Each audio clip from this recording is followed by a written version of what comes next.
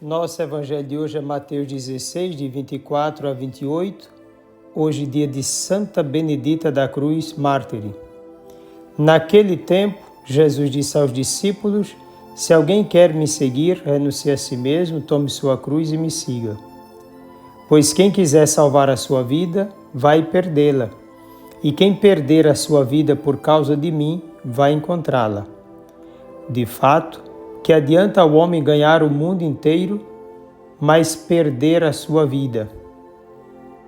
O que poderá alguém dar em troca de sua vida? Porque o Filho do Homem virá na glória do seu Pai com os seus anjos, e então retribuirá a cada um de acordo com a sua conduta. Em verdade vos digo, alguns daqueles que estão aqui não morrerão antes de verem o Filho do Homem vindo com o seu reino. Palavra da salvação. Num primeiro momento, Jesus seduziu aqueles que deveriam permanecer com ele durante sua caminhada na terra e para sempre. Multidões o seguiram por um certo tempo, mas não foram capazes de permanecer nas suas exigências. Um grupo bem menor, quase que insignificante, perante uma sociedade altamente organizada, nos ditames de uma religiosidade tremendamente forte e de uma política desumana, resistiu a tudo e a todos para continuar do lado de um Jesus, denominado Messias, mas segundo a mentalidade messiânica do contexto deles. Jesus os atraía com sua autoridade, milagres, cordialidade, segurança em suas palavras, força contra o mal físico e espiritual e sobre a natureza. De fato, Jesus era diferenciado. Quem sonhava com o domínio messiânico estava agora encantado por aquele que poderia ser realmente o enviado para a libertação e construção da paz daquele povo. O mesmo termo, encanto, pode também ser empregado ao profeta Jeremias, que se deixou seduzir por Deus. Seduziste-me e deixei-me seduzir, agarraste-me e me submetestes. A partir desse exemplo do profeta Jeremias, é possível ver na convivência de Jesus com seus discípulos que num primeiro instante era só encanto, enamoramento, e as consequências dessa intimidade. Eles iriam passar por essas consequências. Jesus começou a mostrar a seus discípulos que devia Jerusalém sofrer muito da parte dos anciãos, dos sumos sacerdotes e dos mestres da lei, e que devia ser morto e ressuscitar no terceiro dia. Pois bem, aqui o primeiro anúncio da paixão do Senhor, e que já está sendo colocado aqui como uma observação para quem quer uma verdadeira intimidade com Ele. O que aconteceu com Jesus também acontecerá com os seus. Ir a Jerusalém para construir um homem novo, livre das armadilhas dos poderosos deste mundo, é o que apresenta aqui Mateus. Opõe-se ao homem novo, portanto, aqueles que formavam o sinédrio envolvidos na lógica do poder. Por outro lado, Jesus se apresenta como um cordeiro e ele está indo a Jerusalém. Mateus enfatiza Jerusalém como lugar da realização salvífica e coloca alguns pontos teologicamente importantes para se entender o verdadeiro Messias, sua missão, condição de vida, entendimento dos discípulos e exigências missionárias. Na base do texto está o anúncio da paixão de Jesus. Nos sinóticos, Mateus, Marcos e Lucas, por 5 vezes, aparece o anúncio da paixão do Senhor. Alguns mais desenvolvidos, outros mais breves. Por exemplo, Marcos no capítulo 8º, 9 e 10º. O capítulo 8º, 31 a 33, 9, 30 a 32 e o 10, 32 a 34. Os anúncios mais desenvolvidos. Também Marcos 9, 9, Mateus 17, 9, no final da narrativa da transfiguração.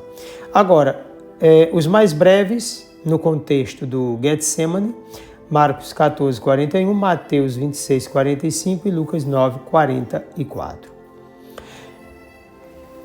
Quem se colocará como obstáculo na missão de Jesus?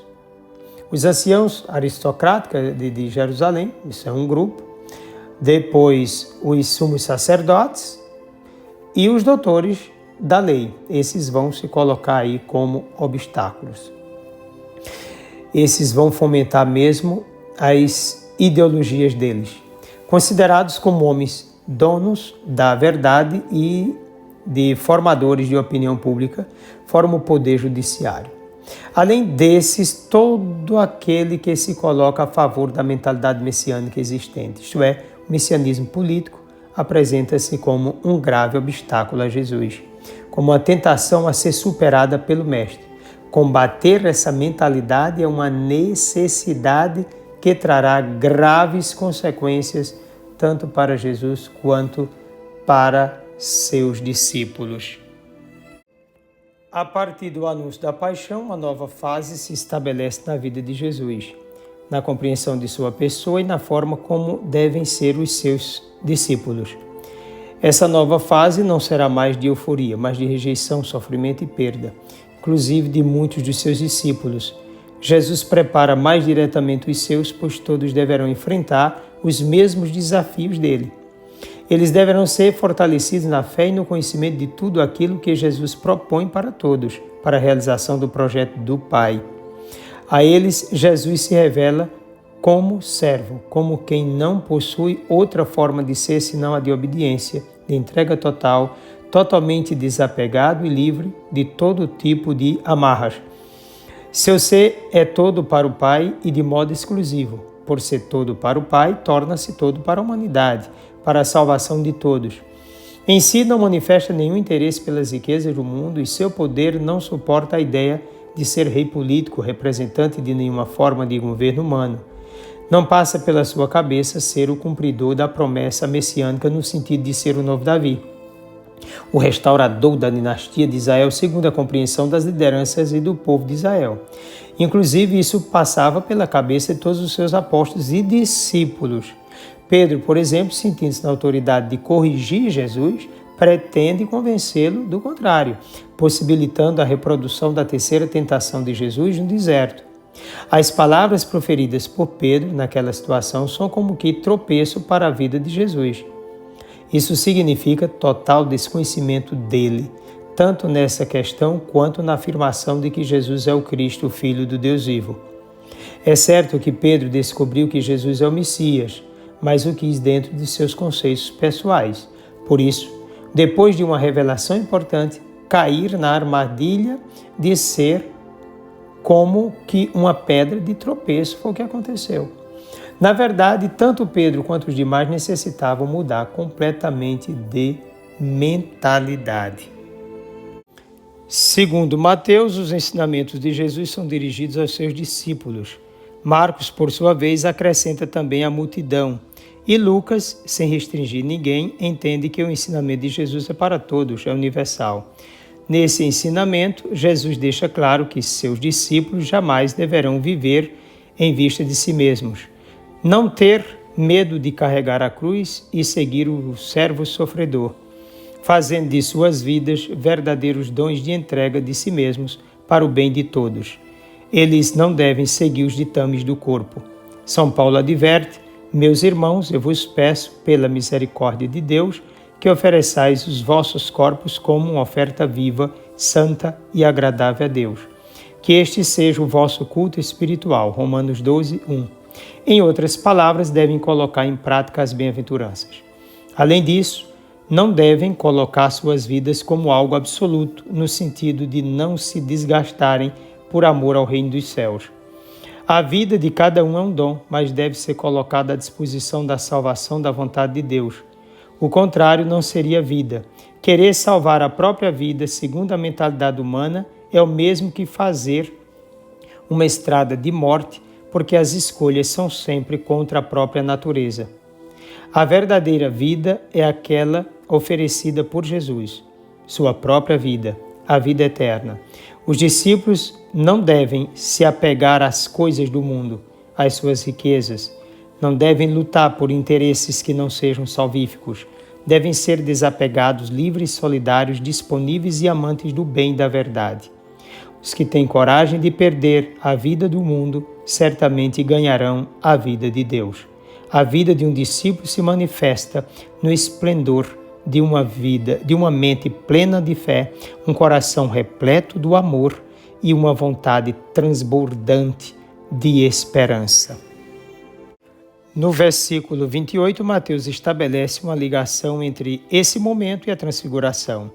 Alguns dos que estão aqui não morrerão antes de verem o Filho do Homem vindo em seu reino, diz a palavra.